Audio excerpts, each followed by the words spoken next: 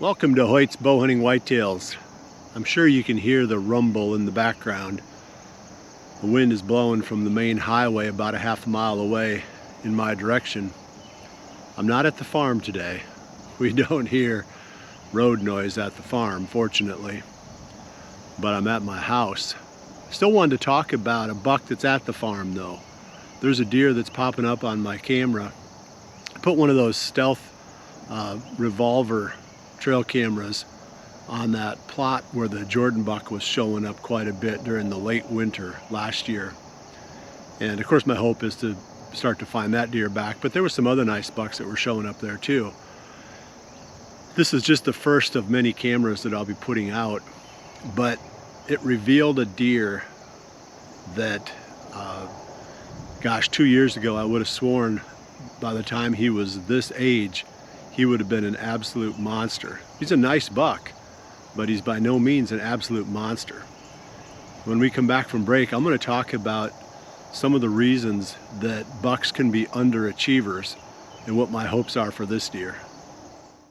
Hoyt's Bowhunting Whitetails is brought to you by Redneck Blinds, Code of Silence Apparel, Hunt Stand Pro Whitetail app, Whitetail Institute, Research equals results, B3 Archery, Muddy Outdoors tree stands, Stealth Cam trail cameras, My Outdoor TV, and Hoyt. Before we dive into this topic of why some bucks just don't seem to reach their potential, or at least why it takes them a long time to do it, I want to talk about a new series that we're producing for My Outdoor TV. And I've worked with these guys, gosh, the company that owns My Outdoor TV owns the Sportsman channel, which, you know, we had a TV show on there for a number of years. They own the Outdoor channel. They own Bowhunter magazine, which I write for now, and Peterson's Bowhunting, which unfortunately went under a year or two back. I wrote for them for 30 years. And so anyway, I've got a long relationship, a long history with these guys. And we're producing a new series there called Patterning Trophy Whitetails. And then that's going to transition into a second series called Rut Hunting Strategies. And I'll talk about it more. I'll have a preview of our first episode there on Patterning Trophy Whitetails very soon. But I just wanted to give you a heads up that there's a new series there. I'm helping them to bring more attention to their channel. And we'll talk about why in a future episode. But there's a link in the description that will take you to the page on My Outdoor TV where this new series can be found. Okay, so now let's talk about these bucks. Now I'm going to start specifically with the one that's on the farm right now. As a 2-year-old, I thought he was in the 150s. He was really, really impressive. A dramatically big 2-year-old. I think it was probably the biggest 2-year-old that I've ever had on any property that I've owned or that I've ever hunted or seen or been around. This one had a tremendous amount of potential. And as a 3-year-old, he was a little bit bigger, but he didn't make a huge jump. And then now as a 4-year-old, it's the same story again. He's a little bit bigger. So like I said, I had the revolver on this plot, and the deer should be coming out into the beans now. And again, we've talked about it in a recent episode of the Dream Farm. There's so much food on the farm this year in the timber with the amount of rain that we've had, all the TSI and burning that we've been doing on the farm. The deer aren't really coming out into the food plots near as heavily as they would if it was, say, a drought year and there wasn't as much browse for them in the timber. So we're not getting tons of deer out in these plots, even though it's beans and deer love beans. I'm just not getting nearly the number coming out as what you might think. But fortunately, this buck is coming out, and he is one of the deer that I was most interested in following from year to year. I truly believe that he's not reaching his potential because of the amount of stress that he puts himself under during the rut. Last year was a perfect example of that. We had several days where we'd have him on a trail camera on one end of the farm and then another camera the same day on the clear other end of the farm. And he had to have traveled several miles zigzagging around to get between those cameras. I mean, as the crow flies, they weren't that far apart, but you know that the deer don't travel that way. They zigzag and they follow trails and they chase the doe, and then they, eventually they end up at point B. So I know he was covering tons of ground, and by the end of the fall and into the winter, he was so skinny. He looked great in September, but by the end of November and into December, I mean, he was skinny. He was like a bag of bones. So I knew he'd rutted himself down. And every time they do that, their body has to rebuild before their antlers get the benefit. So it's more like their systems prioritize their body health and doesn't prioritize their antler growth. That's why in captivity they can grow such gigantic bucks, because they don't have any stress. So all of their energy goes into their antlers and they can grow gigantic antlers. But in the wild, obviously they're not controlled like that. And this one is a roamer and a chaser and a runner and a who knows.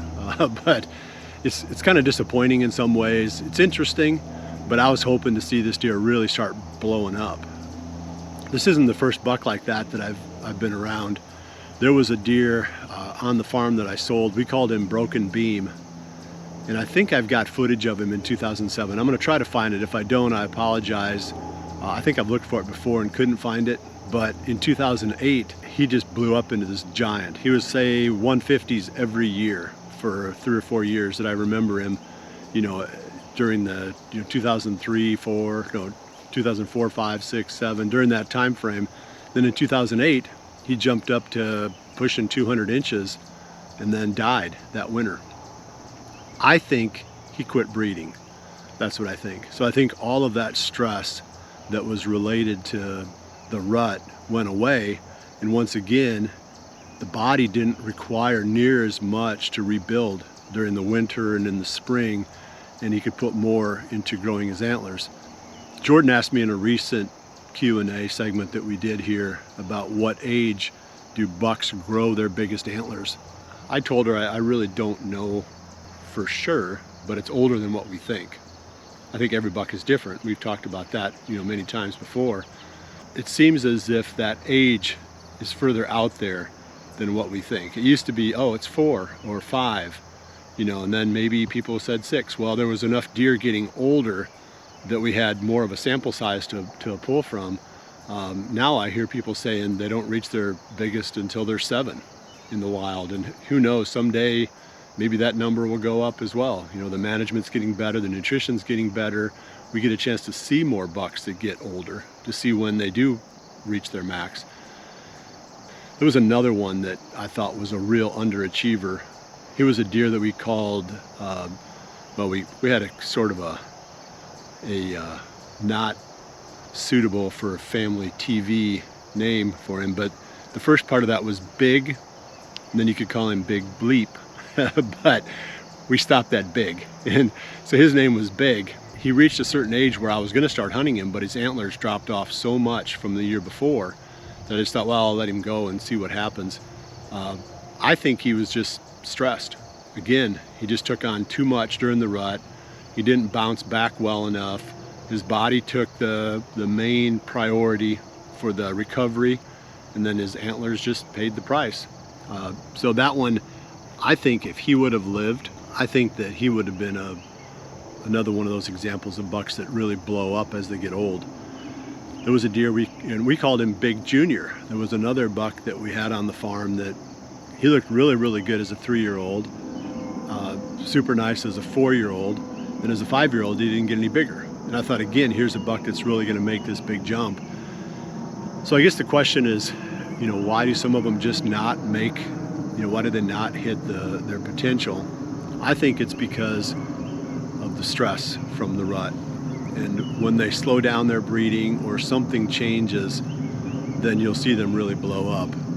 So that's my hope for this buck. I don't know if he'll live long enough. This big 4-year-old that's on the farm right now, I don't know if he'll live long enough, and I don't know that I would even have the self-control not to shoot him next year as a 5-year-old after I give him one more year to see what he looks like. But if he should make it, I think this one could be one of those bucks that really blows up when he reaches old age. It's all fascinating stuff. You know, I know some of it's not very practical when it comes to, you know, how do you kill these things, and most of the time that's what we're talking about. We're talking about hunting them, strategies, you know, how to get them in front of you 20 yards away.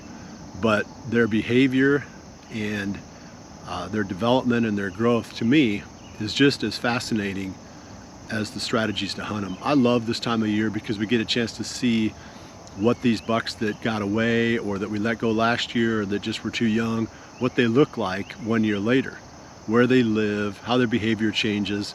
So we're coming into that time frame now. So anyway, take advantage of that series that I'm producing over there for My Outdoor TV and check that out. I think you'll get a kick out of that one. I'll bring a preview episode onto this channel and show you what that, you know, what that series is all about here in the next week or so. Well, I appreciate you joining me, and I'll see you right back here again soon for the next episode of Hoyt's Bowhunting Whitetails. And remember to always dream big.